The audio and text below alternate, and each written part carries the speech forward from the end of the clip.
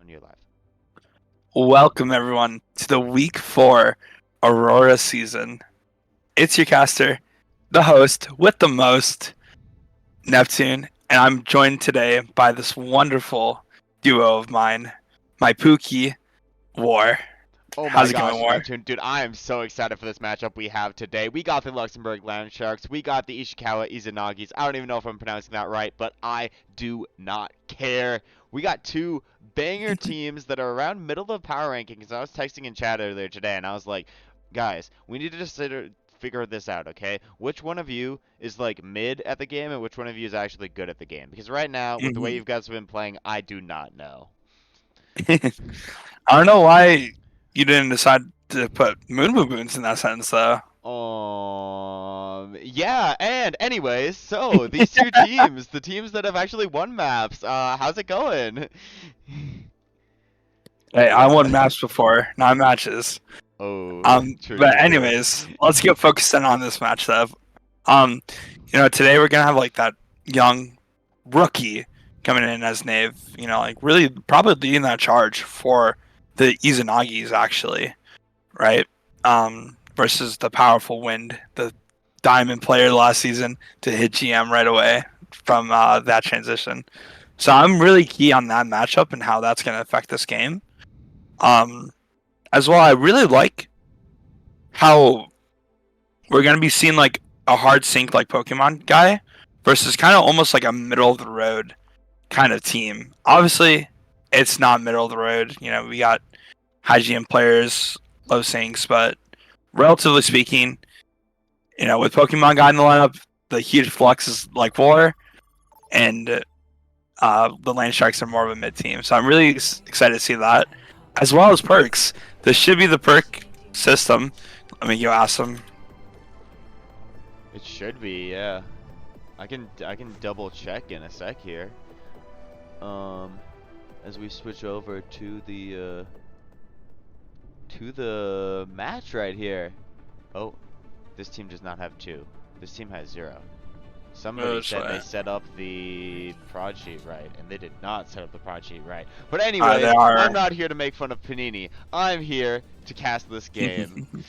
And you're right, I think it's really going to come down to the tank matchup. I think right now, at least on paper, I think the Winston goes a bit better into this area, but with HV Sec on the Torbjorn, it's going to be definitely a lot more difficult to counteract that. But the good thing about the Izanagis is they do have 3 tank players, technically. They've been flexing, technically Tommy and Mardox over onto tank. They have comps with Pokemon Guy on tank that also are chills. So we'll have to see what these teams roll out on here. Yeah, and as we're seeing, like, from the side of the Land Sharks, it's kind of like more of a brawl comp with the Zarya. And we're going to see how slow the Izanagis can play to absorb these bubbles and then realize it's their turn to flip that switch and go in.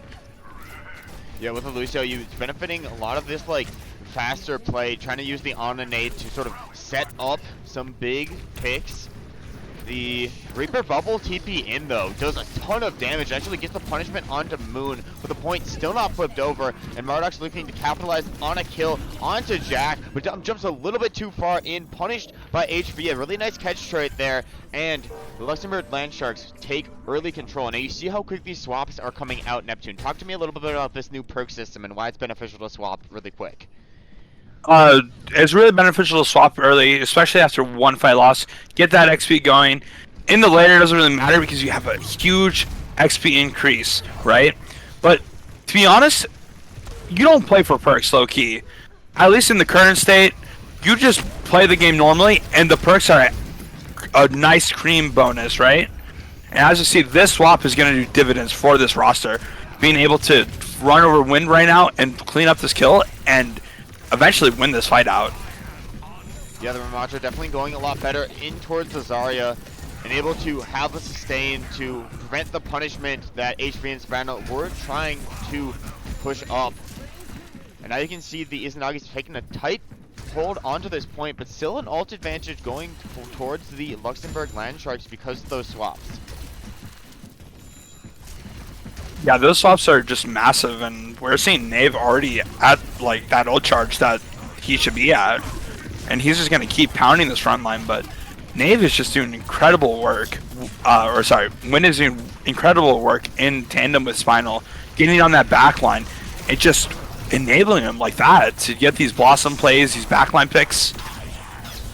And Knave is thinks it's winnable here. Invest the Annihilation into the fight, and if it's not winnable, I mean, at least they got some good stall towards the point, making it costly for the side of the Land Sharks. And Knave might actually come up with it himself. Marduk's the person who went down early in that fight. Comes back to clean up the turret and clean up a couple more Land Sharks. So Izanagis now with a dominating lead, but still 3 ultimates to push back with. But Knave only had to use the Annihilation, so Izanagis have a lot to fight with here too. Yeah, and this is gonna be a really. They do have one up on the Izanagi side, but I'm expecting a really quick like Withering ult or something, and Spinal just dies, but they still deem it's winnable here. You have to maybe invest into this fight here. You see HB comes up with 3, and Wind gets the cleanup too. That Molten Core looking disgusting there on towards the point, and sending basically the entire side of the Izanagis back to spawn, costing them 2 ultimates as well. That combo was amazing, and we're still at an advantage for the Izanagis in terms of ults, but this Juno ult is going to be very scary to counteract this push. And we're going to see Moon take it. Do we match? And we do match, so they should be able to fight strong as we're seeing and blow up even like TC with the 2. Yeah, TC catches both DPSs towards the point, gets a nice hinder down onto Wind as well, and Wind trying to stabilize with these bubbles. Very, very high charge right now, forcing the entire side of the Izanagis back, but eventually the numbers advantage is going to come in. The ultimate coming back in for Knave, who actually deletes Withering on the point, but Wind is going to find one as well here. Knave eventually gets the punches through on the point, cleans up house, cleans up shop, and leaves Spinal to basically ashes here as HV is forced to retreat. Even though you are going into this fight with 2 ultimates, it is still very scary and nerve-wracking for the side of the Land Sharks. Just being able to close this gap with no energy from your Zarya player, this is looking very dire from them. Yeah, Wind definitely needs to look for a big grab here. Attempt to force down on towards the point, and the grab does come in, but it only catches Pokemon guy. Is it going to be enough damage? Yes, it is. Jack exchange the kill, drops the rally as well, and they have a stabilization towards the point, but Jack going very, very aggressive with these ultimates, with this push. And now, the Land Sharks need to look to clean up these last few kills. They do not want to let any touches come through. Rex Cactus has the beats, going to drop it down onto point, but Moon unfortunately is going to die out. And it's all on the back of Rex Cactus, not able to find anything. Touches attempting to come back in, but there are none to be had. The Land Sharks picking up at least the first point of Antarctic Peninsula. And as this first map, comes to a close, I'm really pondering what perks might turn this favor. And the only perk I'm really fond of that's probably can turn the fight is probably Juno, right? Like the Juno crit headshot going into this end of the second, that's going to be key to see how well the Land Sharks can keep up this tempo in this fight, right? Yeah, for sure. I act like I know what the perks are, but who knows in reality. Yeah, I mean, that's kind of me too. I really know them too. I do know that Moon has a double TP if he chooses to do so. He can TP in Suzu and then TP out with the same cooldown. Oh, there is a turret placement from HV on top of the point actually. Yeah, but looks like Moon's gonna be able to clean HV up on the point. I think Moon just needs to figure out where that turret is. Oh, there it is. I see it now. And now the Izanagis have control of the point. They're going to get this quick cap, but they did lose Pokemon guy in the process, though. So they're going to be down in this upcoming fight. Navy is trying to fight back this quick turn towards aggression, but with their cast down, a lot of firepower is lost here for the Izanagis in this upcoming fight. And as we're seeing, just this fight is going to be going in favor of the Land Sharks here.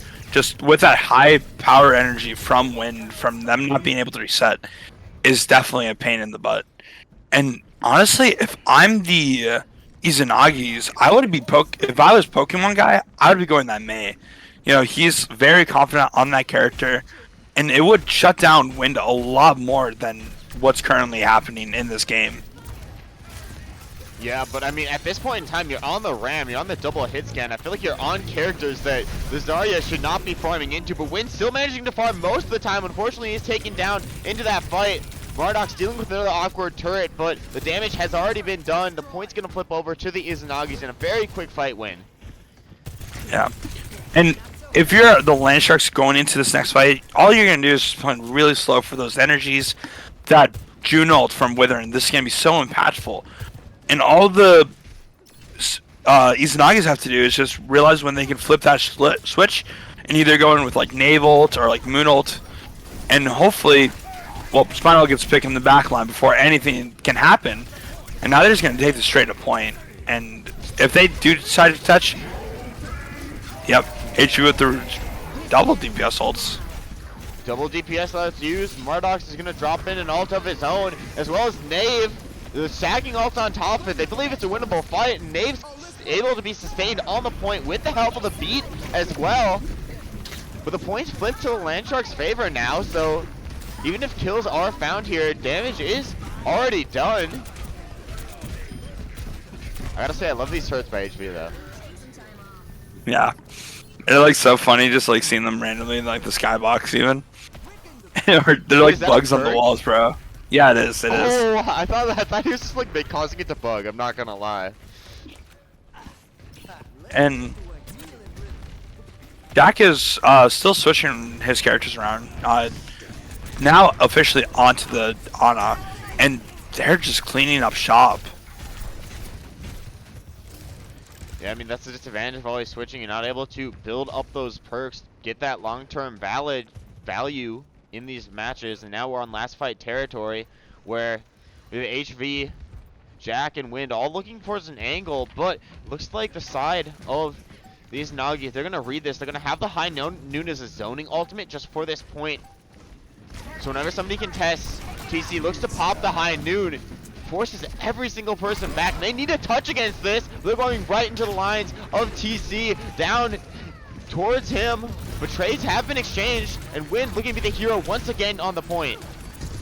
And Moon has his ultimate to turn this fight, and as we see him pop it, just secure this. Last point anyways, so let's send it. And they do send it there. They're gonna flip this around and make it a 1-1 scoreline. Izanagis are closing the gap between the Land Sharks, definitely finding their groove, or building up their perks, whatever it may be in this economy. On this last one, it should be in the favor of the what's it called? The Izanagis still. We're just seeing this with their more spammy DPS comp. It's gonna be very hard for the Land Sharks to close that gap, gain that energy, and then be able to capitalize on it mid-fight here. You know, I'm hoping that these Nagi win this point, then win the next one, so the two that I cannot seem to remove from the screen is actually real. I'm really trying out here, guys. But yeah, we are going to see this initial contestation up towards the high ground. Wind obviously wants to make these fights a bit longer. He wants to be able to build up that extra energy here. And Jack now on the Moira this fight. So definitely he's going to be switching around a lot more than the rest of the team. Meanwhile, Wind kind of forced to keep form, stay the exact same course. Spinal is forced out though, but giving Wind a lot of energy in this upcoming fight. Yeah, Wind is going to be able to carry this fight. Like every bubble in coordination with Spinal has just been amazing. Just being able to draw out resources and really enable Spinal. Yeah, and after this form, it's going to be their time to go. Yeah, the Izanagi are just kind of farming into it too, but you kind of have to, otherwise you're just going to have a Reaper in your face too. It's really hard to just step up and deny the composition that the Land Sharks are running, and you can see the amount of punishments it's giving here. It seems like the members of the Izanagi are just falling apart. Yeah, and that's kind of why the Mei, I feel like, is so important for the for the Izanagis because they can really punish and capitalize any mistake, whether it be not even a mistake, but like Spinal TPing in, right? You can punish that. You can punish Wind if he steps a little bit too far, right? And it hasn't been, it seemed like they've been able to do that really, right? We're seeing Wind kind of blow these bubbles, get that energy, and like we're gonna probably see a mirror ultimates come out here. Yeah, we're going to see the beat come in, Coalescence as well, and the grab. Knave's going to invest the Annihilation as well, usually big with those, and he's going to find 2 already, trying to duel out against Wind, but Knave has the Kitsune Rush on his side. Eventually, that's going to dissipate, though. Still wins out the fight, but Jack managed to get the trade. Now, support's on the point for the Land Sharks, trying to stabilize here. Jack forced to use Fade, but Witherin's going to grab that health pack, and they have so much stabilization on the point. Jack even finds Moon for his trouble, and now Spinal back on for the touch. A bit more damage to the Izanagis before they finally shut down the push at 55%. What an amazing solve from the side of the Land Sharks. And now we're seeing the swap over to Maga, and I think that's a great choice on this retake. Especially with like Jack's ult, or not Jack, Witherin's ult being able to be popped here, HV's ult. It's going to be very hard though because I'm assuming they're going to get punished. Yeah, instead of setting a bubble in, you go in with Spinal, but both DPS ults utilized for the side of the Izanagi. They're not able to find anything. A nice zoning molten core pops down by HV, but Wind's actually going to be the first one that gets punished. The point will flip over in this fight though. The entire side of the Land Sharks were just funneled towards the point where the Izanagis were just forced away, and another set of really good contestations here. Jack's still alive towards the point side, trying to get another trade onto Moon. This time, not so favorable. Even though it seemed the Land Sharks overheated just a tiny bit, you're happy about that point flip, at least for all of your efforts. And we got Jack ult coming in here, Wind ult. It's going to be very scary going into this Moon ult, though, and the Knave ult here, too. I'm really expecting them to play slow and capture their aggression with this Kitsune rush. And it should be here soon. Yep, there's the Kitsune. And the instant and now it's just nothing. Spinal too. You can't play like you have a bubble in these situations because you definitely do not. Complete cleanup yet again for the side of the Izanagis. They're managing to win out these fights, still have some good ultimates, and Wind still probably building up towards that first level as well, or that second level as well as his first ultimate on Melga. Mm-hmm. Yeah, and I think he does have it. Oh wait, no, he doesn't. He's like just one more level, like one more XP shard, and then it's gonna be. Now he's got it. And it's gonna be very interesting how they're gonna approach this fight. Jack's ult is probably gonna be used here to stabilize on point, but Knave and Beat is like two things. Beat comes out first. High Noon as well. Pokemon guy is gonna gun down Jack, his greatest op. And fighting towards the point, but there's another ult coming in, and Pokemon guy just gets squished down. Wind now has the cage fight to stabilize on towards the point. They're just gonna take this cleanup quick and early though, as Mardox and Moon, 2 GM supports looking to escape together, and they're gonna get out in kind. And you got this double, like this Cage Blossom, and that's gonna be very devastating for the Izanagis here. And I'm expecting this combo to go huge. Yep, all you need to do is zone off the point. You need to make sure you don't die and get the zoning, and then catch Knave inside of it. The Blossom's gonna come in as well. All 3 ultimates drop down, and Mardox now getting hunted down by the side of the Luxembourg Land Sharks. Just supports left to really fend for themselves, to really fight off this aggression. The double TP does come in for Moon. But that's really all they can show off, as the Luxembourg Land Sharks are going to pick up their first point here. I'm expecting a very long series.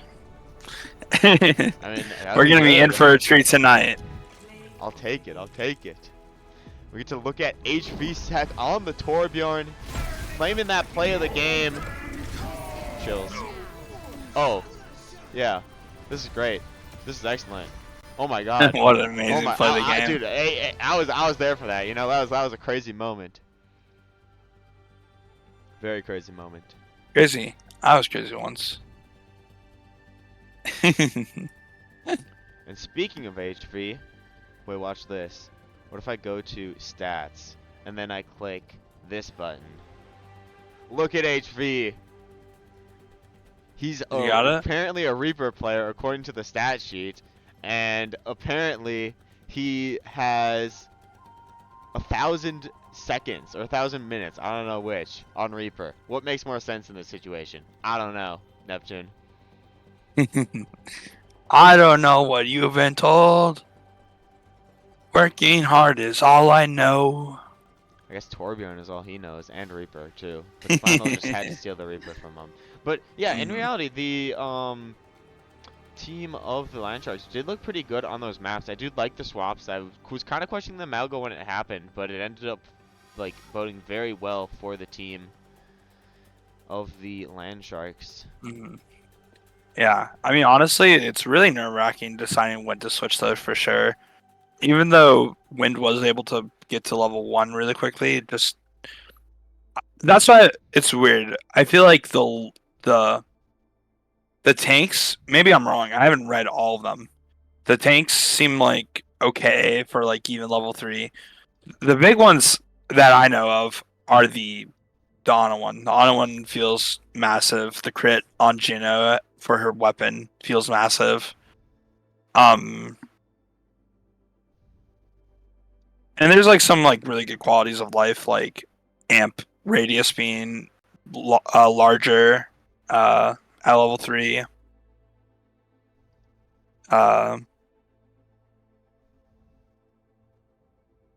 Series is always a good one. I think her double step is her first actually though. That would be cool. And then the double step. Like, I know it's gonna sound crazy, but I think a lot of the perks aren't necessarily OP. They just kind of they help you choose a playstyle, or they benefit you playing the character / game correctly, right? Okay. So like for Zen, one of his options is if you have a harmony orb on someone, you'll get like a health bonus based off of people shooting your Discord target. You know? So it's reinforcing, hey, make sure you get good Discord targets so you can use this perk, right? And there's other ones like that too, where Lucio, it's like if you're on walls, you gain ammo back, right? That's like reinforcing good behavior. I think the perks are very like cool and interesting, and none of them are groundbreaking enough to really shift the game. There might be a little bit, like there's like Onakiri stuff that might be a lot more ran in pro play. And we'll have to see. Maybe I'm just like lying on my ass right now, and next week I'm gonna be like, "Yep, perks are broken."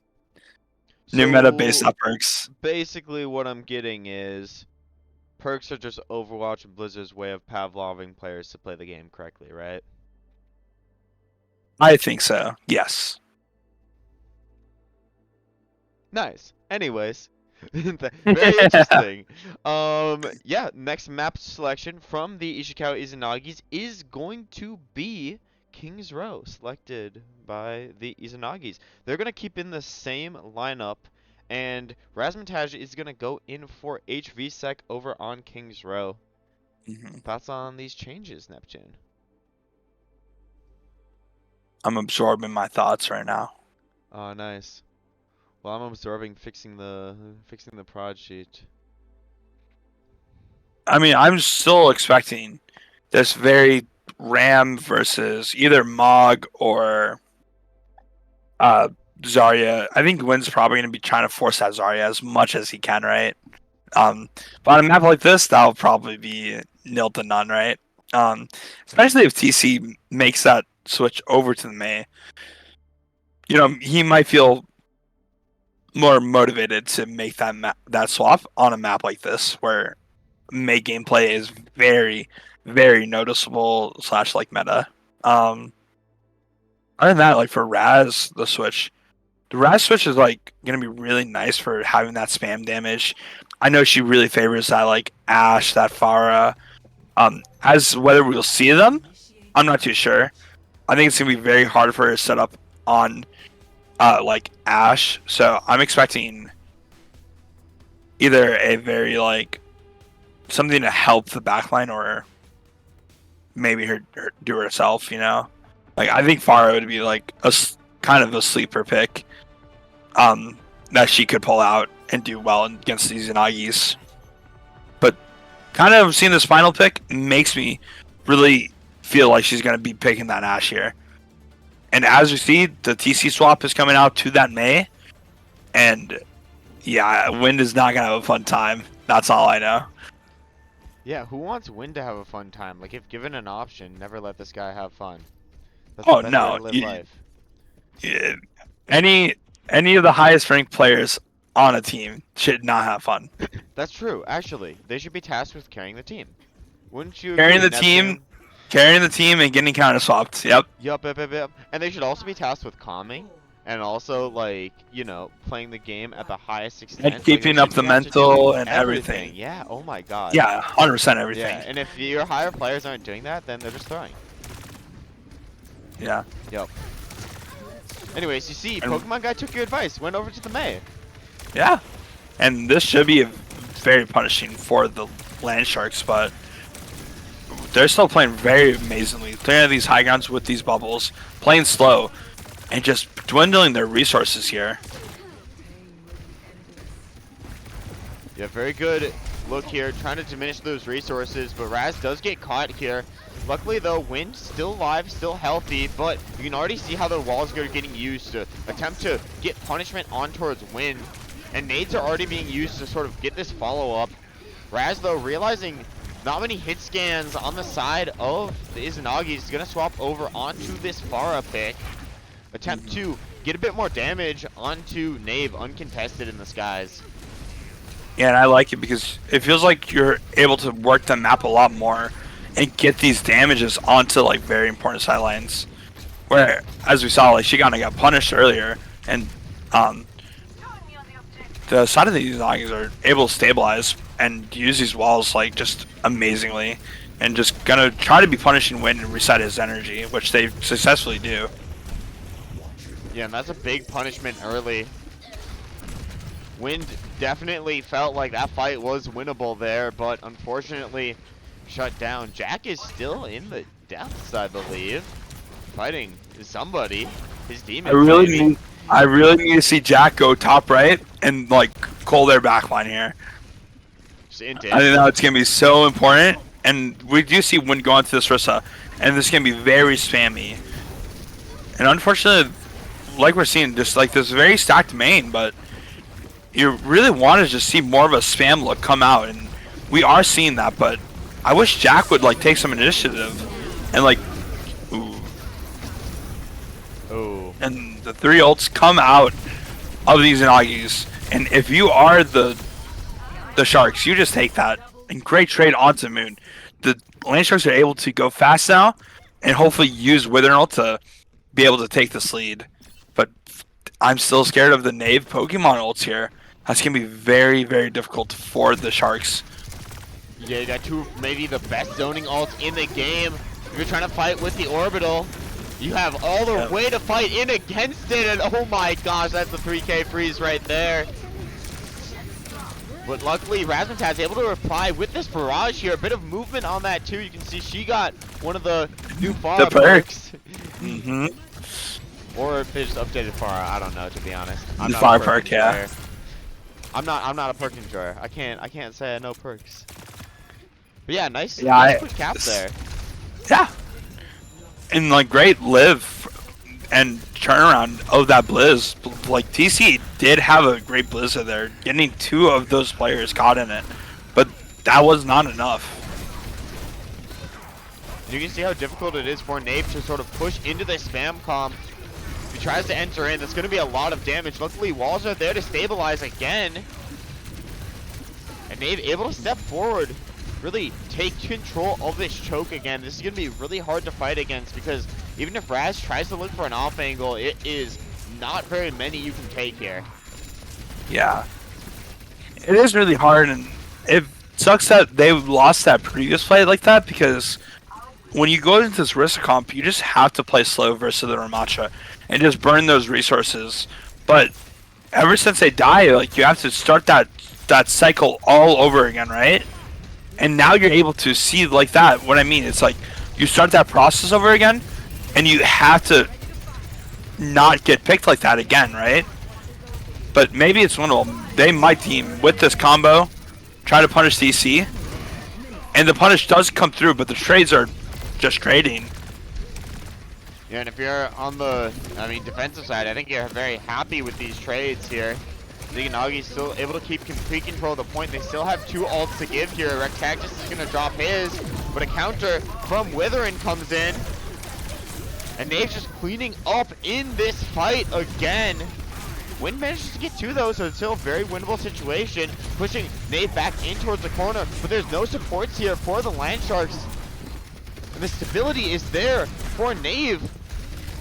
He manages to keep himself alive just by the skin of his teeth. You know he wants to pop this Annihilation. That's exactly what he's gonna do in these situations. Not afraid to go in, and on 14 HP, he's surviving. I would not say thriving though. Final takes that kill, but there's been enough time for the Izanagis to at least get back, but I think they're just meeting their doom here as the Landsharks manage to push forward. And honestly, like, even though they did lose that fight, the Izanagis, they drew that fight out for so long, able to give this nano, and Raz is going to have a difficult time finding value with this barrage, but I believe she can do it, especially if they stuff these.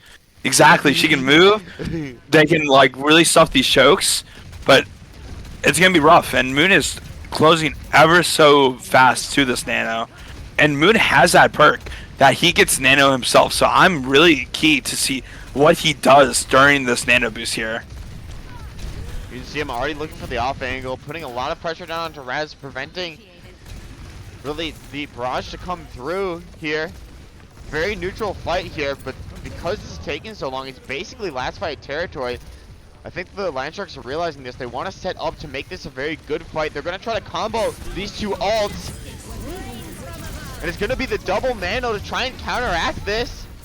But Raz manages to stay alive throughout the ult. A nice anti onto Wind, but unfortunately it's not going to be enough. Great job drawing out the time bank for the Ishikawa Izanagis, and even a little bit of a extra kill there onto Jack, preventing a bit more push from coming through.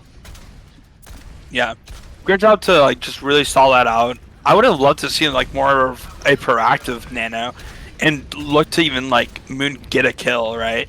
Kind of going on that spam angle was really hard for him to find that value, but you're more than happy to just allow them to get this OT spawn here. And then Mardox would do with that slow.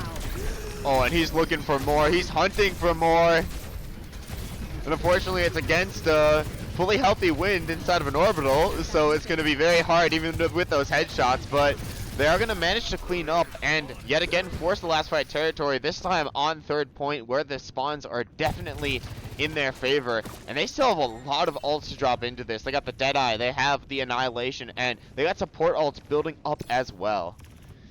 Yeah, it really looks gruesome for the side of the Landsharks, but their comp is slightly favored, I would say. Not greatly, but being able to just like spam this walk up and just be able to touch this cart is going to buy them some time to build some ultimates up, but and as you see, we should see Spinal whip this high noon here, take this lane, and possibly get the backline. 3 gets 3. Yes. Spinal. Hello. And that's one way to deny the ultimates. The double nano's gonna come through from Moon. A sleep comes in as well, and Nave trying to stay alive on the point with its annihilation here. And now Neptune? That combo. No, that combo is amazing. Just the nano boost with the annihilation in tandem with Moon being able to just dish out any damage on cart, because he stopped Wind there. You know, like they're able to dish out so much damage on cart. They have to back off, and as we've seen Moon acknowledge it, right?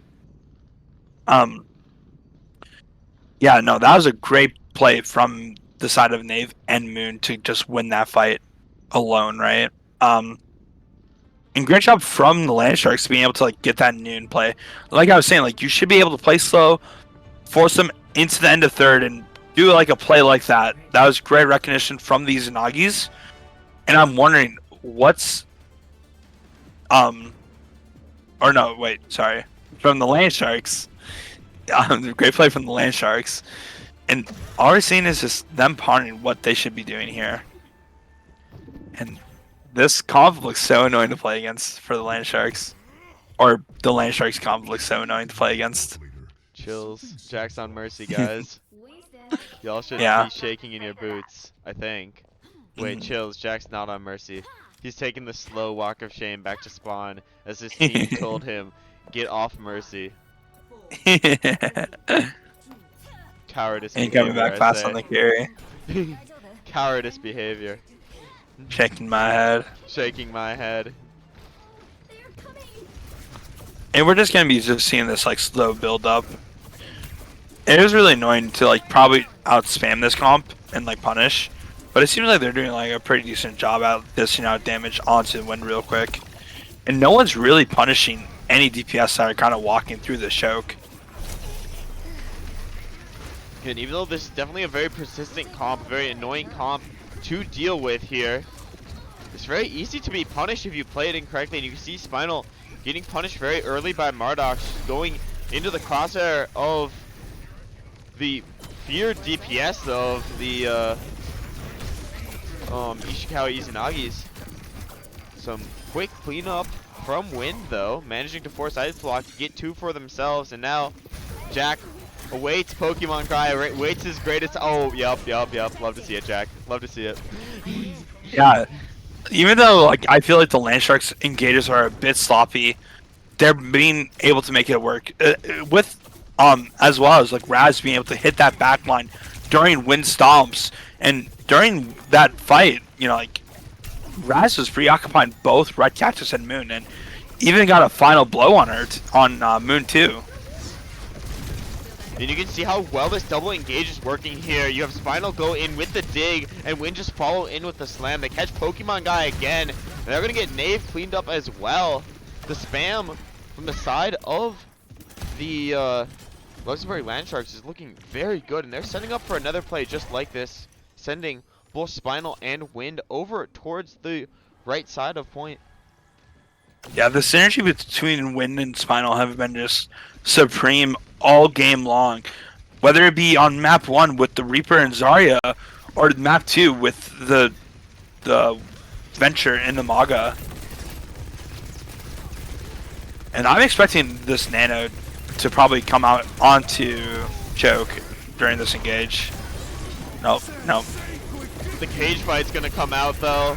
And that's such a powerful ultimate. I think they're trying to stack multiple ults in top with that, but they're not even gonna need them. And I love that proactive ult use, especially when you know your opponents have a lot, but you're just gonna be building up the exact same amount here. And Nave just swapping over the JQ? Is that really gonna be the solution here, Neptune? I don't think it'll be the solution, but if Nave is more comfortable on that character, why be it, you know? But it shouldn't. This fight should be won because, yeah, press Q lol should be happening very shortly, like we see. So, it doesn't really matter all too much about what character you pick when you have ults like that to engage with, right? But now the biggest thing is, like, how will Nave do into their recontest, right? And then when just going back to this game of, hey, you're off for Matra? You're going to allow me to pick Zarya then. And that's great into the J Queen for sure, right? And then Nave is going back to Swan. Oh. He's switching. Man, I thought that perk was game supposed still to continues. fix counter. Oh, hello? We're going? I guess we're going. I guess we're going in, you know? Why not? Bit of an aggressive orbital, but probably a Q-Jax. Probably a Q-Jax. And that's going to be so scary because Red Cactus has this ultimate to break through the choke and no real way to combat it. Raz has probably an amazing angle on the choke and maybe hits this flank barrage here soon. definitely looking for it as you see the attempt coming in for the DPS and tank of the Land Sharks, but nothing's really going to be found there, and for the cost of 1 orbital, you end up winning that fight pretty handily as well. Getting a couple staggers too. And now, like, I feel like it was very important to like dump more resources into that fight and not get caught off guard, because having to retake with this comp is just gonna be extremely difficult, right? Like, yeah, it's just Monarchs being able to take those picks, and the only ultimate that you have to work with is the barrage, and that's so annoying to recontest on, especially on a linear map like Kings Row. And Pokemon guy is just gonna, yeah, but Pokemon guy is just gonna Blizz Cardio, and Blizz comes out, and it's over. Everybody dies. Oh, Spinal trying to do it. It is gonna be a scrappy fight, but probably going back to the Ash. Yeah, most likely. Yeah, we hope so. These maps are swinging in the Ishikawa Izanagi's favor for sure, though. And then I'm sure Moon has that double ult, or no. The only thing he has right now is that bouncy nade. But as soon as he gets this level 3 and it's closing, I'm expecting this like nano onto Knave or Mardox, depending on what they want to play for. Probably Mardox single, and then if not, you see the double nano does come out here, but Marduk's going to be the first one to get punished. Moon's trying to play this ultimate very aggressively here. Knave's going to go in with the Annihilation. Remember the cart here. Remember they are facing off against Knave, somebody who's so good at butt taking down 4 and 5 in this situation. And that's basically a 5K, right? Yeah, the Ishikawa Izanagi's on to 1-1 series and on to map 3. The players? I thought I could. That combo is just lethal. The nano combo with the Ramatra ult is just so deadly, and the side of the Land Sharks don't have an answer to that. And we're hoping probably for whether it be like a dive map or something that like slightly gets Knave off of this Ramatra, because with these players, I think a good way to counteract that Ramatra play is that May of your own, right? Just to shut down that combo, and it doesn't seem like like you will have an answer, or you're just making swaps too late, right? Like if Jack had beat, you can maybe like trade backline, as when that's like going off, right? But it's gonna be very, very difficult. It will be very difficult. We do have the question of the Ishikawa Izanagis have to put Tommy Slat in here, so they're just gonna can they 1-for-1 Tommy for Tactics? I don't think they can. I don't think so, but from what I've heard, yeah, I've heard they have an assortment, a plethora of comps they can run. Yeah, I think I said this on the podcast. I think their issue is like they have too many comps they can run, and they need to figure out like which ones are goated and which ones are troll, in my opinion. Mm-hmm.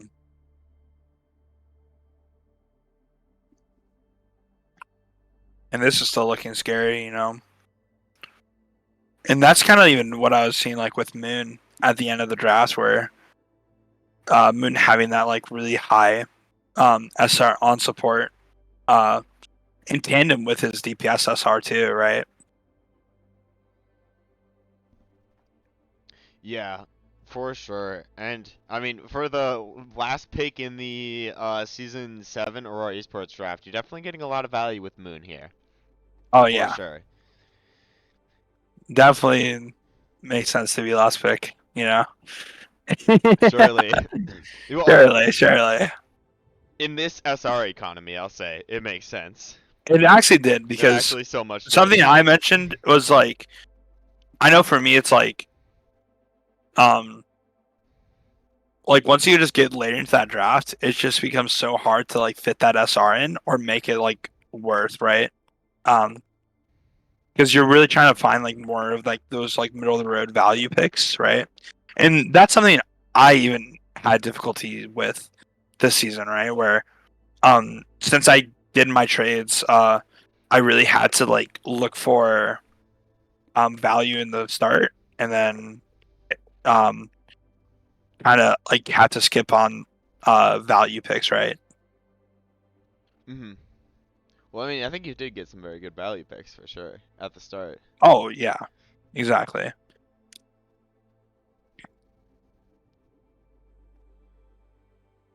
And I think it's almost like symbolic, you know, like TC being the lowest SR captain to get the highest SR player, or one of the highest SR SR players players at the end last. too. Yep. Yeah, because it makes sense too, because of like all the kind of almost like one like the duos that you're like mentioning, right? It's like this person duos with this person duos with this person, you know, to like have like that average SR work out for the captains, right?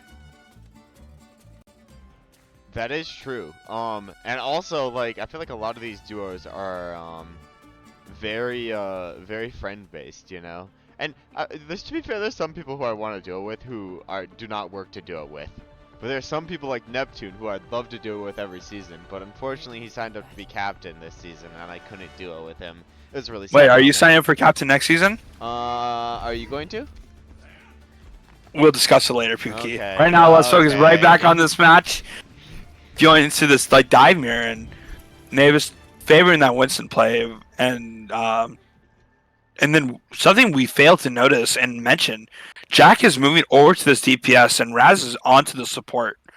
And maybe on a map like this, it's like where Raz's Ashe is like really a good pick. But if she's still getting pressured, as she was on King's Row, trying to like have this more slippery this like slippery Sombra, and like Raz being like incredibly diverse in the support pool, right? And this dive coming on a 2C blowing them up. Yeah, TC got cooked there, I'm not gonna lie, and it wasn't even close. Unfortunately, the DMAC is gonna come through onto Wind, but it seems like no harm, no foul here because Jack's still able to hit these really aggressive engages. Now finally caught out by Tommyslat, is gonna manage to escape with his life, and a very nice anti-nade to sort of hinder that aggression coming through. And you can sort of see how powerful Nave is into this composition though. Can just burn through Spinal, burn through Jack. That bubble can just take in so much pressure on point. But if you get hacked in the backline, there's really nothing you can do. Mardox comes up with a big nade though. Yeah, Mardox got like through that fight, at least. The Iliad Artemis player just doing dividends on his main role too, right? And that's the scariest thing. It's like, no matter what swap, you know, like you can basically just 1-for-1 Mardox and Moon. It's just still so scary. Like having this backline. Yeah, and both are gonna put in work on their respective characters as well. You see the attempts of dives coming in, but very easily hindered by the performance from sort of the supports. Stabilizing their team on the point. That was like an incredible Suzu from Raz to keep up that team, her entire team, to even make this winnable, right? And as we're seeing, like, even though they invest into that nano just keeping everyone nice and healthy and negating every ult or cooldown was like so pivotal to force out even this primal. And they're living it too. I'm expecting like Raz to go back in with this Kitsune or the CMP from Jack right now, 3, 2, 1, and blow up the tank. And now this should just be all she wrote for. Ooh. Tommy is just using this rally so proactively, and I love it. You're just making them have to invest more and more ults. If not, clutch up yourself. And that's their bomb, that's their beat too. These are very powerful ults that you want to keep in, and this might be a one fight for the Ishikawa Izanagis as well here. As Moon just stays alive the entire fight, completely uncontested, and I feel like you cannot underestimate the teamwork of Mardox and Tommyslat on the support line. Tommy Slack coming in for the first map, showing that he's still warm, and Mardox still has that Sojourn aim in the back pocket whenever he needs. Yeah, I know. That was just an amazing rally from Tommy Slap to keep up his entire team and change the tide of that battle. And as we're seeing, Mardox just closing this nano, but they're going to be able to force port with this deadly combo onto Pokemon guy. And this should just be Landshark's victory here. As long as they can clean up kills efficiently, which it seems like they're struggling to do. Yeah, they're sort of split onto this engagement, and Mardox has, I think, or he has a nano. It might be his second, I believe so. I wouldn't be surprised. And Wynn's just getting staggered out too. He can't manage to escape in time. And that's going to be a very slow walk back from spawn as the Ishikawa Izanagis are gaining some momentum.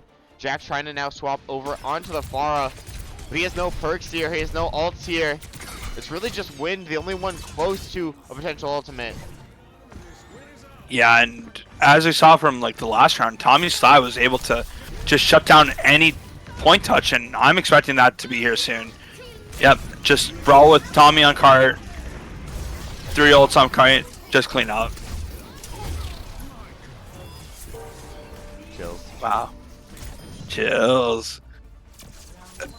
I guess like 2 big moments like I saw, you know, it's just from both support players from both sides. Raz with that amazing Suzu to keep that fight going. Force ults out from the Izanagis, right? Like that primal, and they were able to live that, right? And then once they lived that, Tommy Stott still decided to go for that rally and clutched up, making sure that they were able to full hold them on Dorado here. Yeah, and this is the map pick of the Luxembourg Landsharks too, so definitely not what you want to see.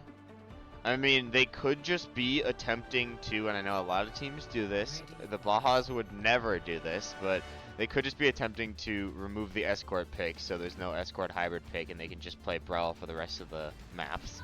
But yeah, this is still their pick, though. And the Ishikawa Izanagis look very good right here. I don't think Jack even knows what to pick.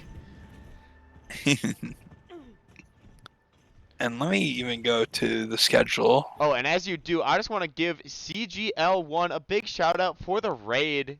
Thank you guys so much for tuning in, joining in.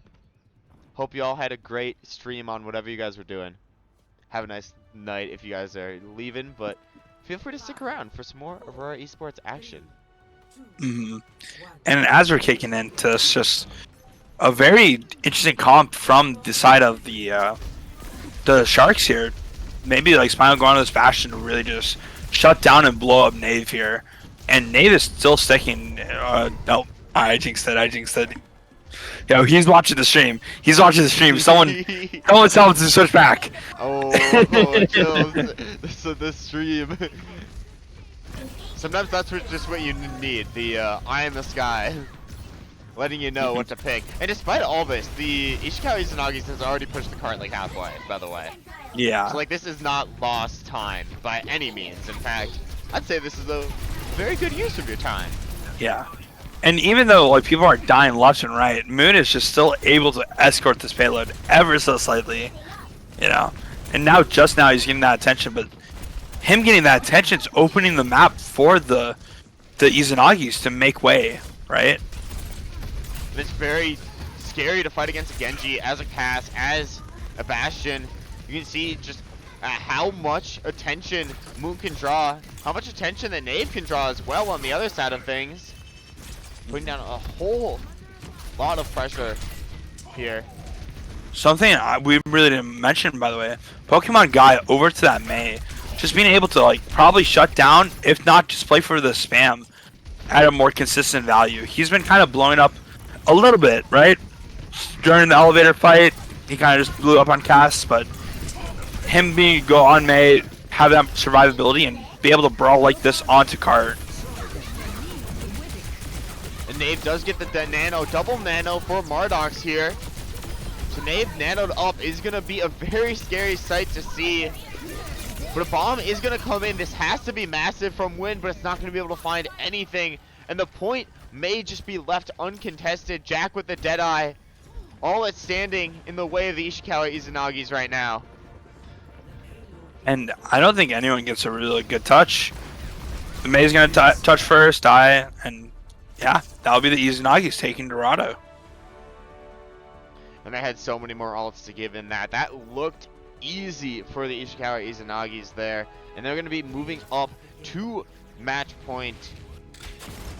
Exactly where they want to be. You can see how big that nano was from Mardox and how confident Nave is feeling tonight. The dude's just going in. And if I'm in the seat of those Sharks, what do we pick? You know, we can go to maybe like a flashpoint, a push, or yeah, flashpoint or push, right?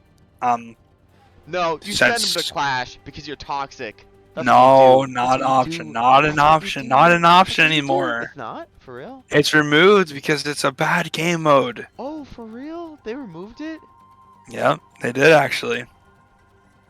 Oh my for gosh. now. Tuner and War on the cast. What will they say? Says Logan. Sayori on top. Something Sayori. Dude, I'm not joking. I got the same wavelength. I had the same wavelength there. If I'm the Sharks, you definitely want to play for like maybe like that Zarya, like Mog. You're probably going to like a New Junk City. If you're playing for more of like that Zarya, probably. Oh, he said it anyways. Some sort of push, right? Whether it be Runasapi or yeah, that's like a big one that like players might go. Maybe not in this matchup, to be honest. But Servas is coming on anyways. I'm expecting like a Mog Cop versus like a Mog versus Ram Mirror, not Mirror, but matchup. You know what I'm expecting from the Luxembourg Lamb Sharks? Torbjorn. Oh yeah. Chills, chills, chills, chills. It's gonna be that Torb gameplay in tandem with like a Spinal on that like Reaper, I bet, and you just like have that double shotgun, and then Wind is probably gonna be fired up like a volcano here. Oh, chills, chills, chills! Fired up like a volcano. Technically, HV is also fired up too. I don't know if it's like a volcano, but I think like I don't know. Torbjorn just like pukes out like lava or something, so I think he's like more fired up like a volcano than Melga, if you think Than about it. Magas. Yeah, for real. Whatever, they're like twins or something though. Oh, you think like separated at birth type thing, or what were we thinking? I think so. Like they definitely have a lot of same features, you know. Yeah, both Like have they're the same massive tag. arms, massive Yeah. arms. Both pretty like like buff people too. Hairy. Yeah, there's a lot of similarities actually between those two. That's what I was thinking, the exact same thing. And actually, excellent analytical analysis of the two characters in Overwatch. That we're gonna see, yeah. That we're gonna see played, maybe. Yeah, we will definitely see. They've been favoring this like bubble comp, right? But I'm still worried about like how will Wind be able to play the Zarya into the Ramattra. But as we're seeing, we're not seeing like Mei out, and we have HV on that like Torbjorn that's been dealing a lot of spam damage that might be able to just allow the side of the Land Sharks to just play very slow, get that energy, and then turn the fight in their favor. And even though they're spam, I don't like them going both this way. You know, one of the teams needed to go the other side for the Land Sharks to win this fight. Oh, but Wind does manage to catch a very early kill, and HV finds a second. Neptune, let me tell you this right now. Aurora loves proving me wrong. Yes, they do. Aurora loves proving you wrong, and also, if HV comes in here and wins the next two maps, he's our match MVP. Thoughts? Valid? I think valid. I think valid. Me personally. I think valid. I think valid. Another Spinal Wind combo. That needs to be like a medal. No. That's like playing Farm Mercy. Yeah, we but like Farm Mercies. No, we don't. You're so right, we don't. And as we're seeing, just huge slow from Nave onto the back line, but amazing bubbles from Wind to be able to peel. Now, can he live? And no, they're not. But they can play this long, and hopefully, HG is able to find a pick.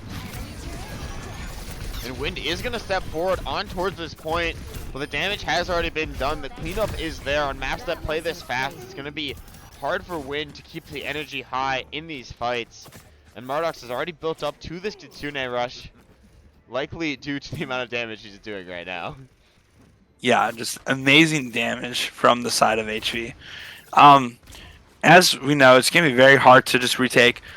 They just need that same approach on that neutral, where just being able to play slow, find those picks. But Mardox has his Kitsune, and I'm expecting this to be stuffed. Yep, there it is. Just stuff them, go kill. And we're loving the one-for-one trades with these ultimates here. You have a nice Molten Core to attempt to zone that off. Jack is off fighting Moon on this off angle, forcing Wind to use another bubble here to help stabilize the team. I'm sure the Landsharks are fine, providing themselves a little bit of time here as Spinal tries to get the TP in, but Pokemon Guy with a very quick punishment in that fight, actually going to manage to find 2, and the point just going to flip over in favor with the Pokemon Guy 3K. And this is just their fight. Just looking at ults right now, you know, obviously the Sharks have basically, well, never mind. Spinal just gave up that Blossom here. We're just going into a 2-ult fight, and I'd love to say that the Sharks have more of an advantage, but Nave has just been incredibly deadly with this this Annihilation, and I'm expecting them bait him in and then just ult. But Wind also has like, I don't know, it's gonna be so hairy. Early Blade comes in from Moon, finds his one, gets bubble, or just not even bubbled, but just gets the cleanup with that Blade alone. Just amazing work with that Blade from Moon.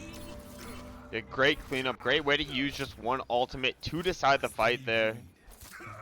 And you can see Wind look back. He wanted to maybe use the grab on that, but realized that the damage is already done, and this point is still fresh on the minds of both teams. Still got a lot to play for here. And now with a lot of ults built up for the Landsharks, they actually have a chance to recontest in here. But Nave's still holding on to this Annihilation. Wither's actually going to manage to go first here with their ultimate. It's going to be a grab.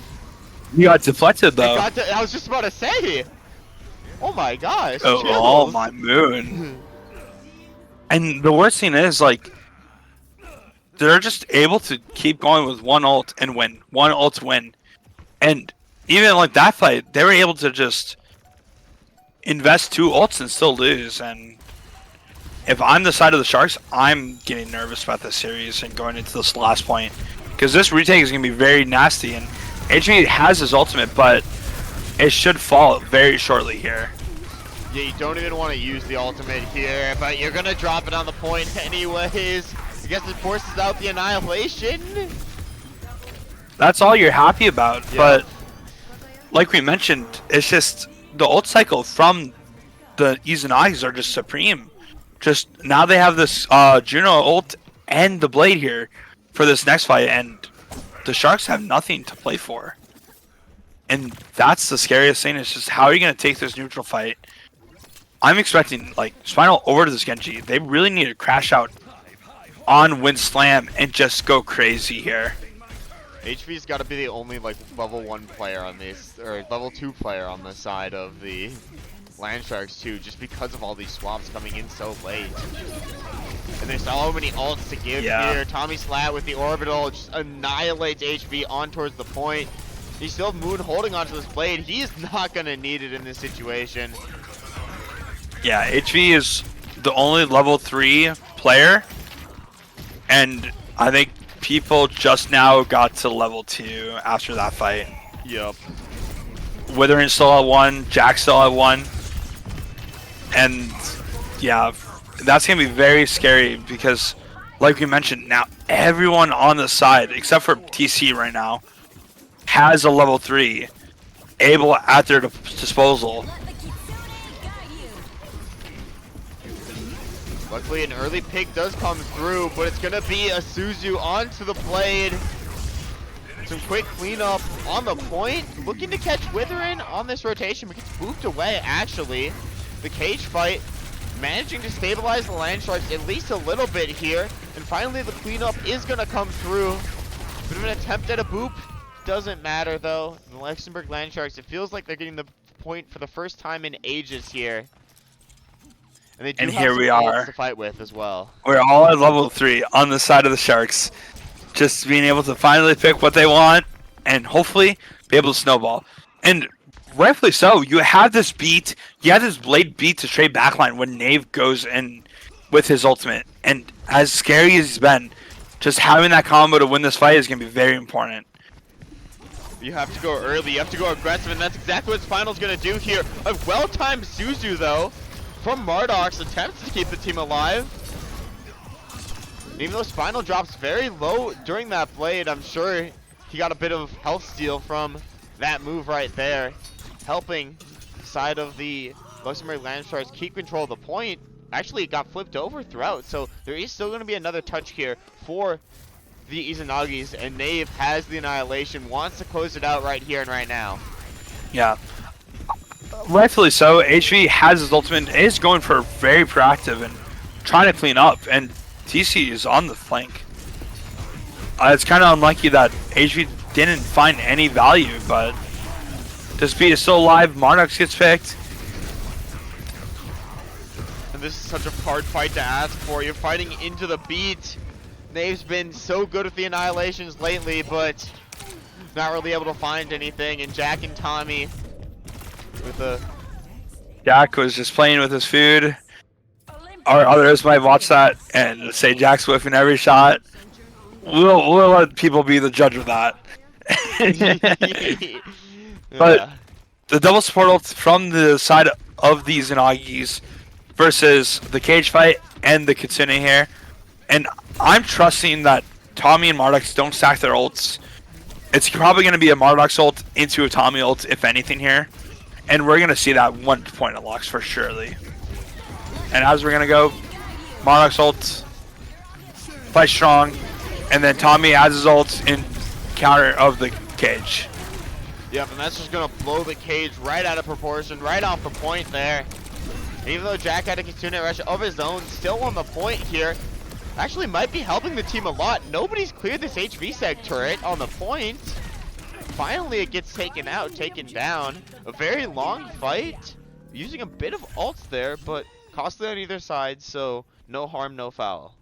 Yeah, and we're just going to have blade for blade action right here, right now. But Moon is able to really dictate when he wants to go in. He already has it. It seems like he's going to get forced out and have to go back to point here. And this is going to build time for HV Withering to build their ults, and that's going to be such a power play from them.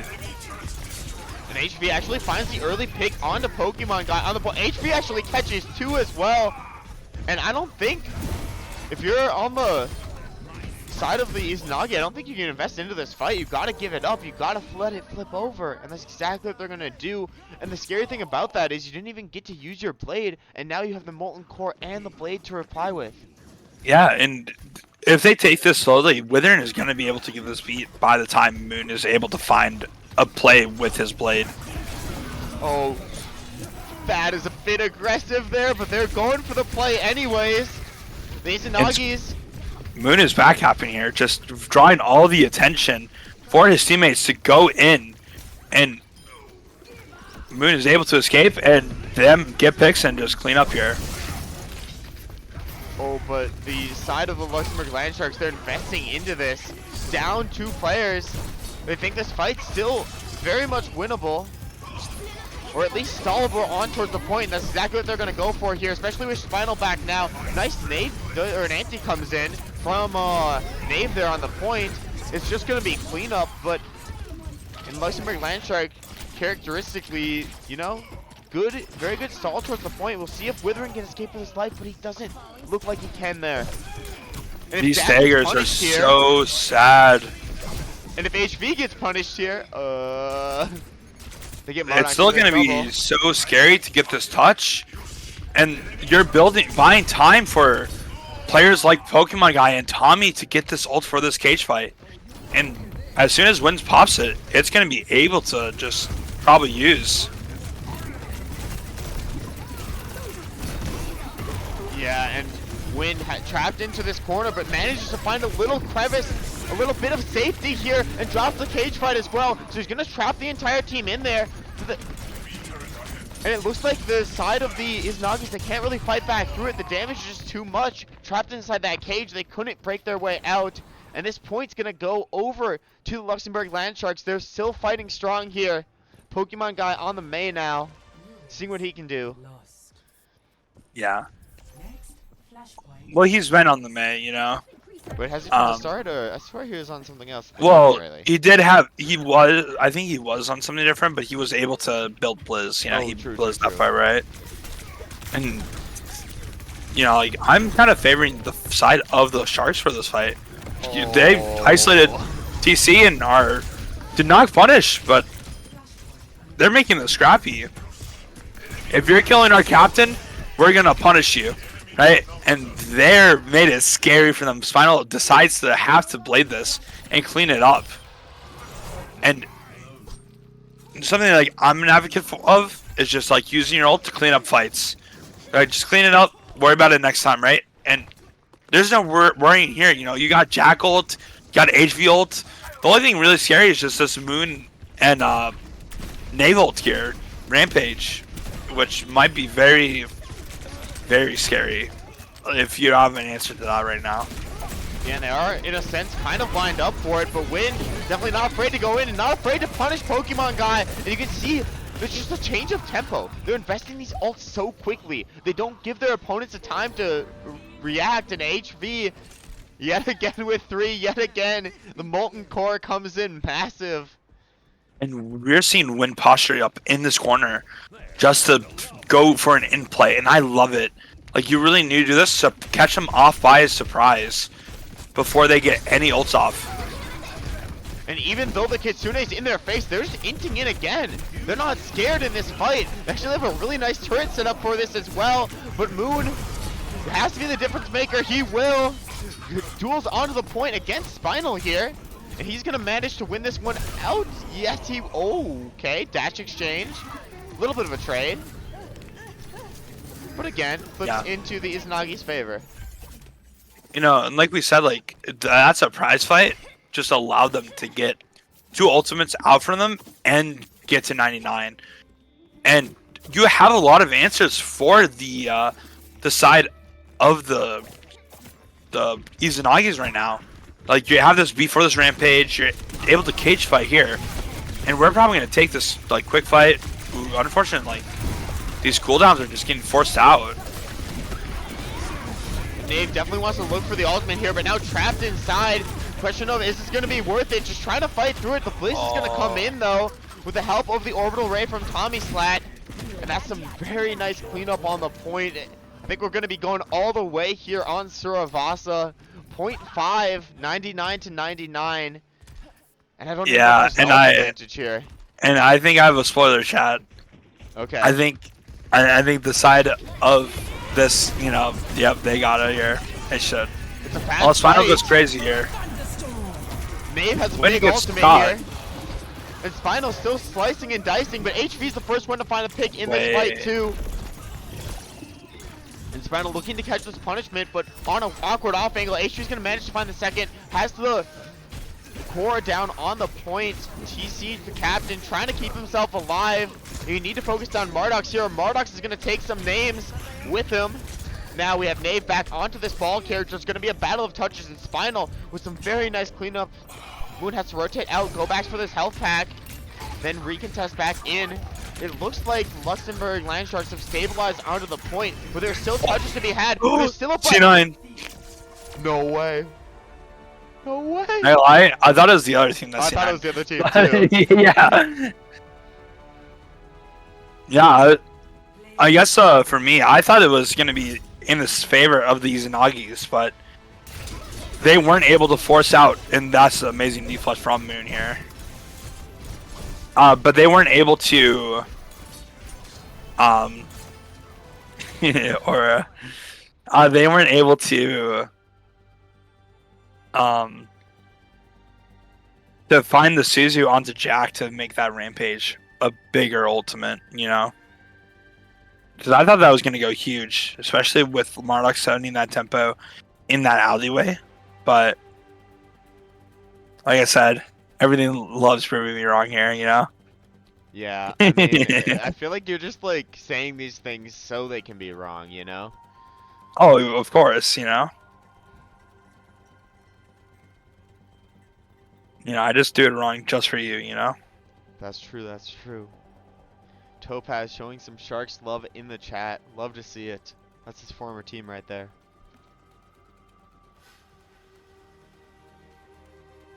Former?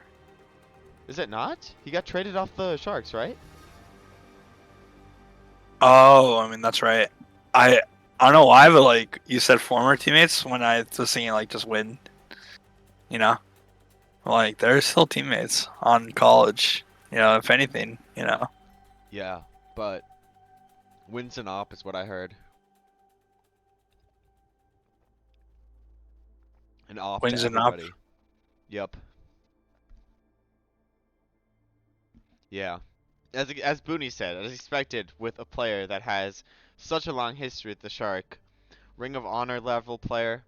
They're actually going to retire Topaz's jersey, I think, in the Shark Stadium. I forget which. I think it's going to be on the Wakanda map, like the second one of the Wakanda maps. They're going to have the Topaz, number 27, hung up for his first performance on the Luxembourg Land Sharks, is what I heard. You heard the same, I assume, right? Oh yeah, I mean, like, Okay, yeah.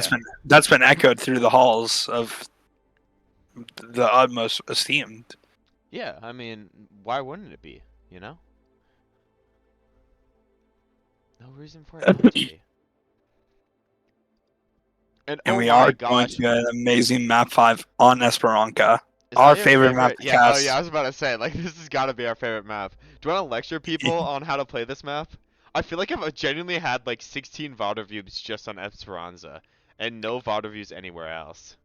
I feel like I haven't been able to win a Esper right now, so I don't feel like I'm qualified to teach him Esperanza right Okay, then now. I'll teach Esperanza. How does that feel?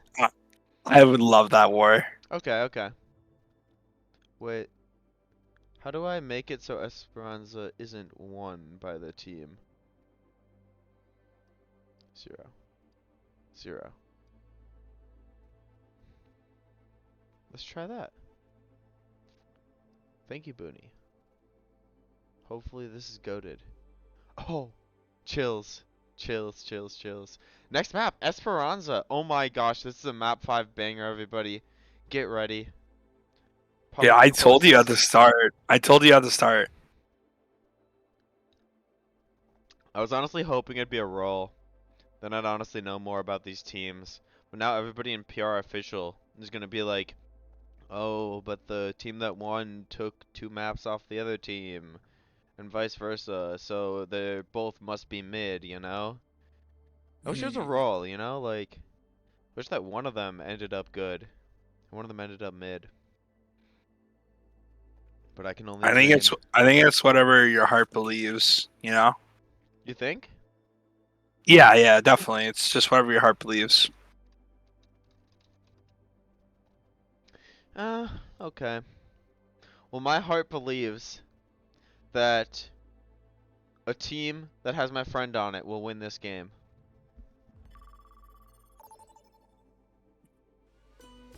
How does that make you feel, Neptune?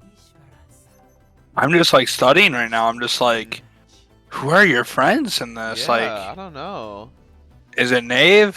Is it Spinal too? Oh, right? I think you clocked it there. I'm not gonna lie. Those are your 2 friends? Yeah, those are my 2 friends. So, you know, either way, we're gonna win, right? Oh yeah, surely. Surely. But let's get into this wonderful map 5. Just waiting for this countdown.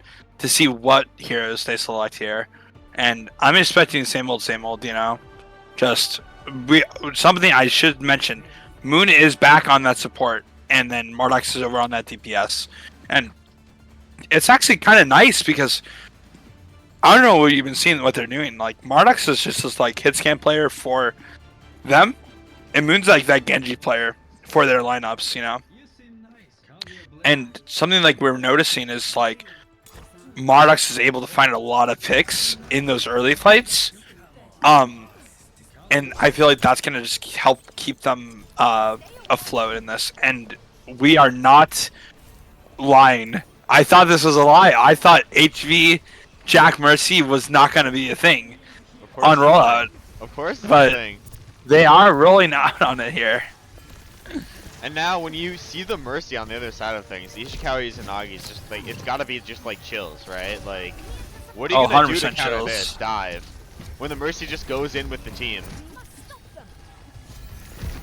And this is just, Pokemon Guy is getting this payload, but it should be to no avail just to be able to clean up like this, but Wind gets taken down and everyone else is cleaned up. Hey, Wind's back.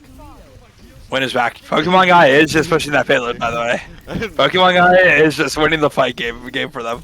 No. Jack's gonna get the teabag though, that's what matters. Watch this. Oh, Wind dying though is so sad. Wait, Pokemon Guy is still alive, too. Wait, how is he still alive, guys? It was there funny, but then it wasn't. Did Pokemon Guy just single-handedly win the fight? Yeah. That's what's so much attention when like Wind was in, and then Wind was trying to fall out, but like he had like no support for all the way. And now they have to retake into this last point here, and Nave does get blown up, and that's gonna secure this fight win surely. You can see Wind now over onto this Malga, definitely putting in a lot of work with it. And speaking of putting in work, Jack with Valkyrie chills. He just pulls out the Glock and shoots people. Yeah, I was to say if that was needed, probably not, but can never be too safe, right? And then Moon with that incredible pick onto HV. And something I've heard from the Swagasaurus squad, because my husband's on there, okay. The double like main healer comp from the side of these Izanagis are so scary because it allows Moon to act as a third DPS, right? And it's just really enables them to do whatever they want. And Moon is definitely so confident on this Kiriko, very close to the Kitsune Rush here. Spinal has to be very careful in these fights, as well as the rest of the side of the Ishikawa Izanagis need to be extremely careful in these fights. As pressure now getting put on.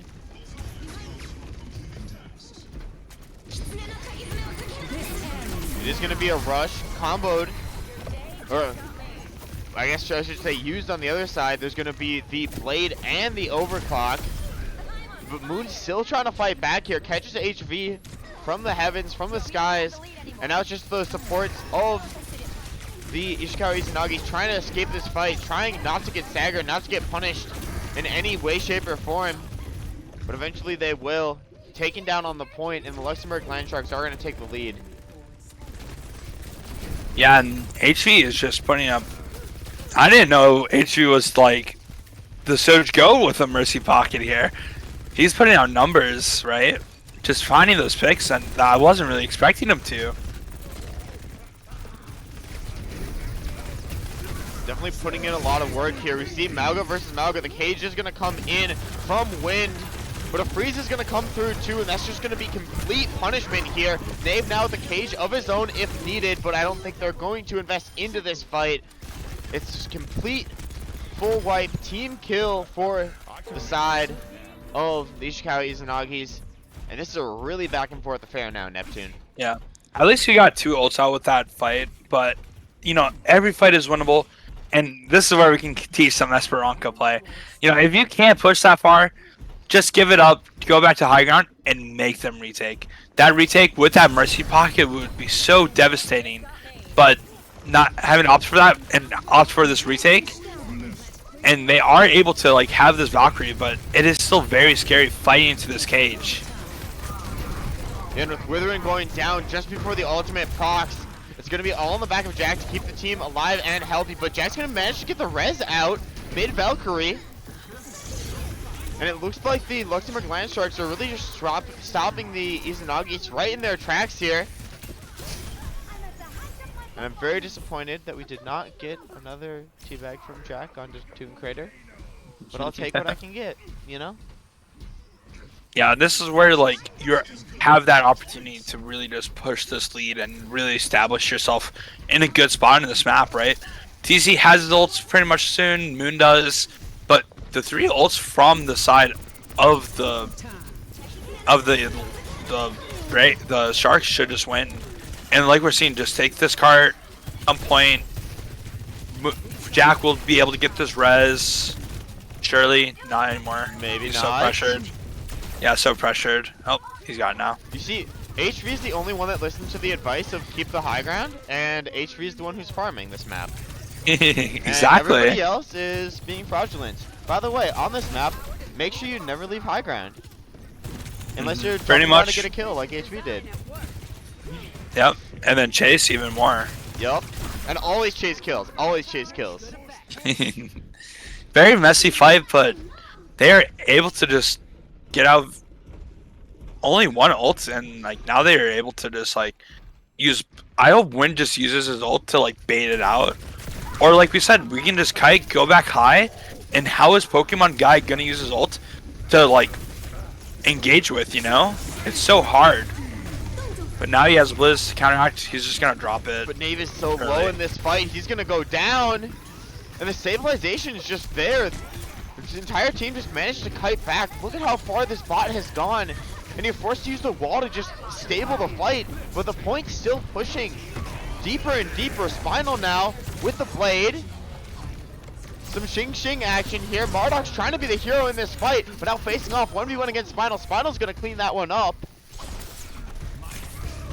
Yeah, even though the 2 kills were cool, it, you know, to no avail to win that fight out. But getting that far is such a huge advantage. Just the mental pressure it puts onto the Izanagis to make that comeback. And correct me if I'm wrong, but I think the Izanagis did have a major comeback on Esperanza the last time they played it. So we're wondering if they can repeat some magic here. The streets are saying that comeback was from some very fraudulent behavior, but we'll see if there's any feeding from the side of the Land Sharks. Very nice anti-nade there from Moon, just to punish in onto that cage.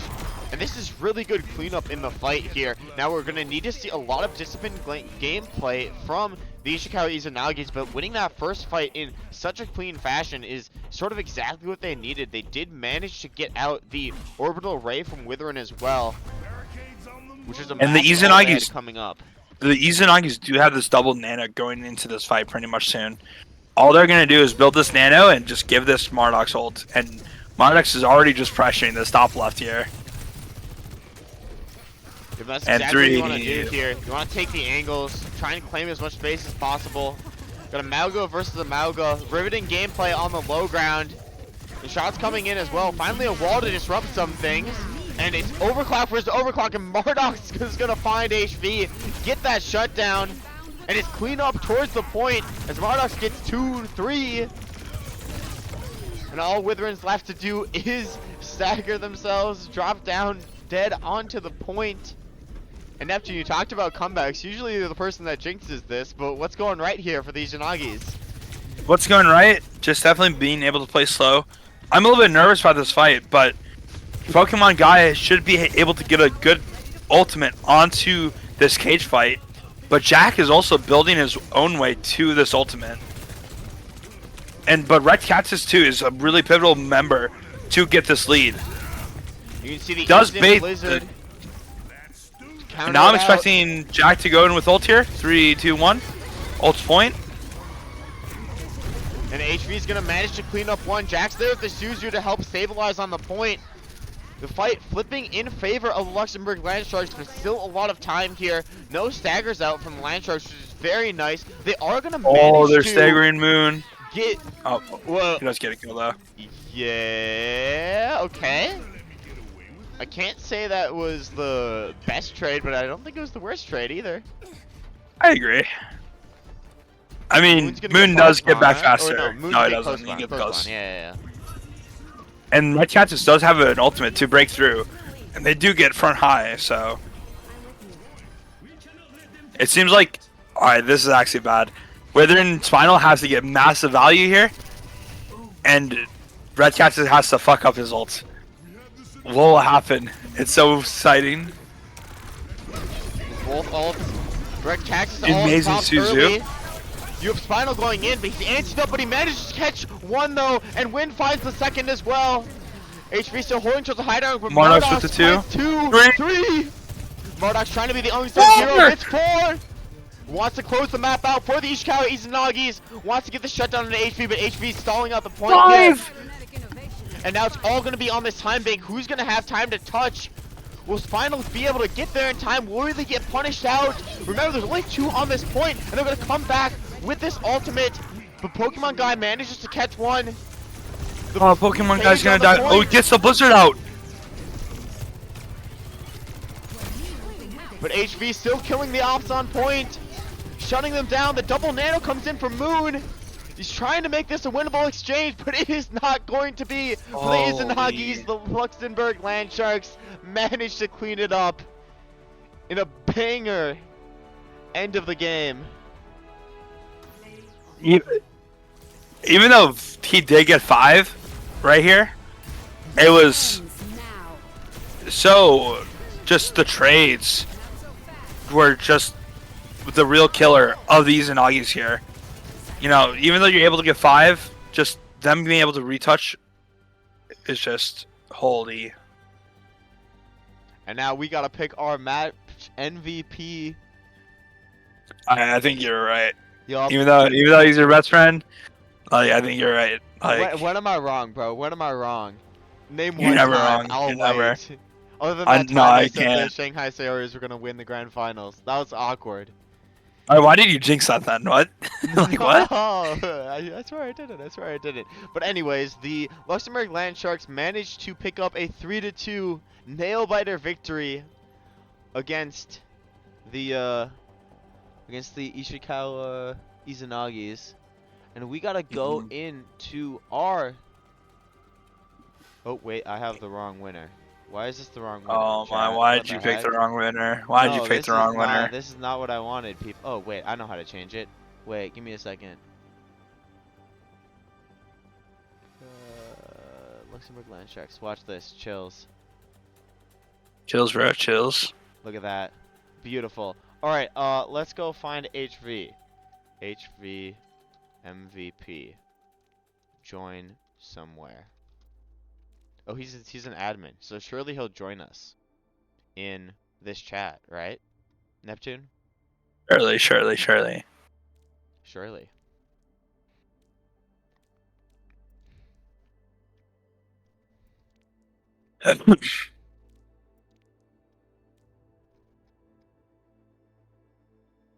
Maybe.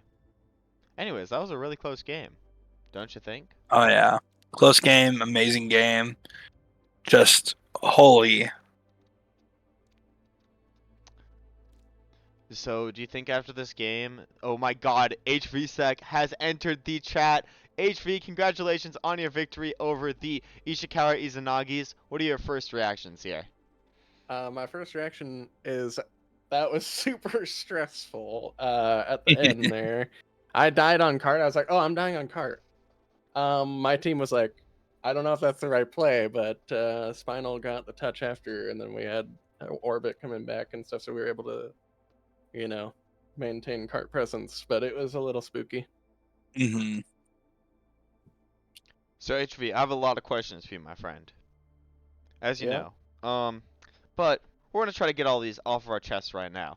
First of all, what was the strategy behind the Jack Mercy on the final map? I think he just wanted to play Mercy That's literally interesting. Very calculated, a very Very demure. typical, very demure, very mindful, decision considering the entire team of the Luxembourg Land Sharks. Love to see it. And then let's talk about you well, on I mean, Sojourn too. You were kind of different, yeah, I'd say. I think that's part of why Jack decided to, run that as well. Because I said before going into the map, I was like, I mean, I can play Soj. I was thinking about Torb if they were gonna play like a Genji or something, just to keep that in check. But then I was like, I'll play Soj. So then Yeah. Jack was like, I'll just damage boost you then. So, yeah, I mean, Soj was feeling pretty good. I switched to the binds, courtesy of TC actually telling me about that. I switched the primary to right click and rail to left. That feels way better. So That's thank you, good to hear. TC, for helping me. TC the GOAT. TC is the GOAT. The only reason you won this match, maybe? Who knows? Maybe it's possible. Anyways, how does it feel to beat your greatest opposition, Toon Crater? And the rest of the Ishikawa Izanagis, of course. It feels good. I mean, I like TC. TC's cool. The rest of the team is cool. But sometimes you gotta ego the people that you love. Sag. Neptune, do you have any questions? If not, I got like 20 more. Oh, you keep rocking them more. Right, I think you're on a roll. VR team put you underneath two teams that have not won a map. How does that make you feel? And do you think you deserve to be that low?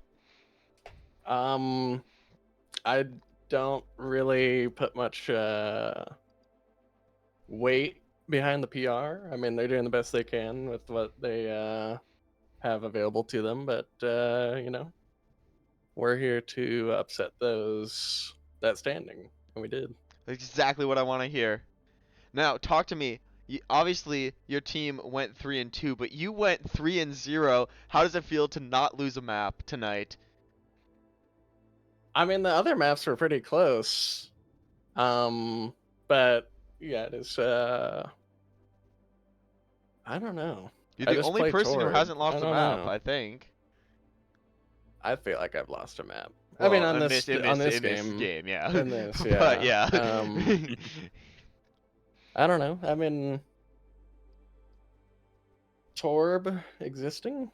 I don't know. Turret, sneaky turret on the ceiling. Funny turret on a ceiling. Yeah, I've been seeing that all day. How have you been feeling about those perks for that Torb or any character actually? It's pretty interesting. I mean, it shakes up, how you play the characters quite a bit. Honestly, Torb, it opens up a whole another world of stuff. I mean, normally you have to be really careful about where you put your turret. I mean, you still kind of have to be, but also you can put it in super quirky spots that they just aren't going to check. Yeah, so it's like just get shot in the back. You want to like put it in like a corner, but it's like, all right, this corner is kind of mid. But like once you put it in the corner on the wall, it opens so many options, bro. Yeah. On the first map, I thought you were just doing some bugged positions. I didn't realize there's a perk, so I'm like, oh no way, HB found some cool game-breaking bugs. I can't wait to ask him about this in the map and match interview. Oh, so you had it decided right then dude, and there? I had decided from like the second I saw HP, bro. Like, dude, this guy's my match MVP every time. I love you, War. Yes. All right, War. Do you have any more questions? Otherwise, I think we should do the best question. That's true. You can ask the best question, I guess. All right. I'll be done. All right, HP. So if you weren't chosen as the MVP for this match today, which one of your teammates would you have given it to, and why? Well, my prediction for who was going to get MVP was actually Spinal, and that's because Spinal is getting some crazy picks in it. I was also like doing some damage to some people, and obviously, they're low, and I'm like, bro, this guy is so low, and I'm just imagining, that person gets to walk away for free and heal up, but then Spinal goes in and dashes on them and right clicks them, and then they're dead. So it's like he's closing out those kills. And it was pretty important to get those, so it's like, yeah, he had a pretty big impact there. Chills. Yeah, for me, like during something I mentioned during the broadcast, is it almost felt like a, if it wasn't a solo like nominee, it was like a combination of Wind and Spinal kind of working in tandem with Yeah. those Bubble Reapers, right? So that's definitely why you got up my vote, and I agreed with War. You know, even though War's biased, you know. Dude, I'm just saying, like, Spinal got robbed out of his match MVP, but, like, at the same time, like, HP did perform pretty well.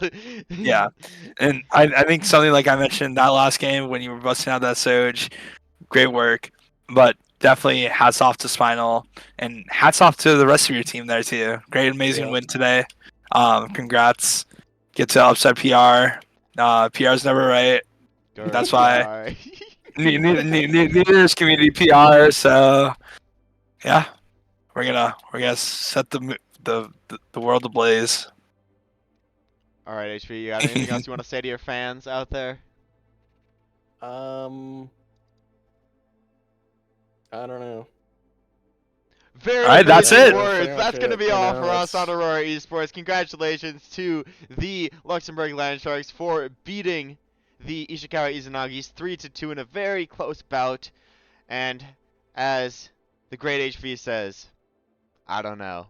I don't know. I don't know. Bye-bye, everybody.